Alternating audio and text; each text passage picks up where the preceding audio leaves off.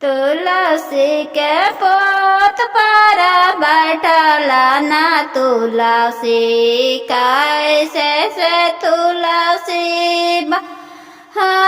तर गो पतावा तुलसी हमारो न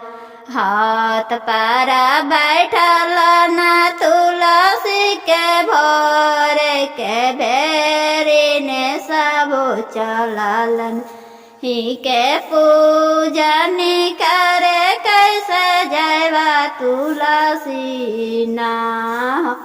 पिया पर लगल तुलसी हम न देवा तुलसी